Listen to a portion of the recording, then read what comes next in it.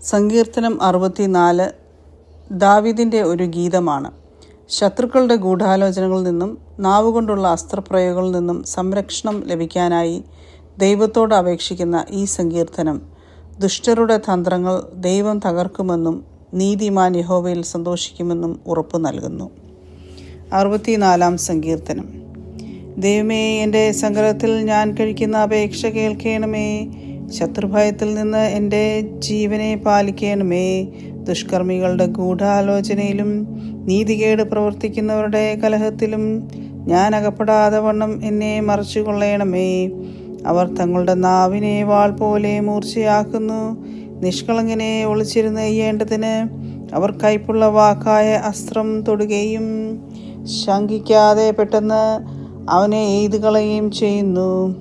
ദുഷ്കാര്യത്തിൽ അവർ തങ്ങളെ തന്നെ ഉറപ്പിക്കുന്നു.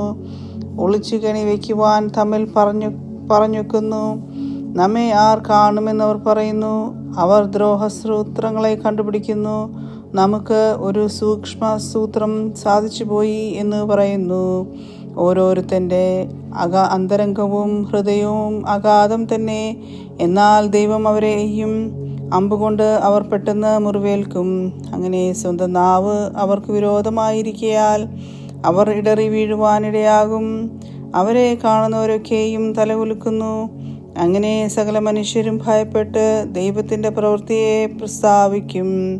അവൻ്റെ പ്രവൃത്തിയെ അവർ ചിന്തിക്കും. നീതിമാൻ യഹോവയിൽ ആനന്ദിച്ച് അവനെ ശരണമാക്കും. ഹൃദയപരമാർത്ഥികൾ എല്ലാവരും പുകഴും.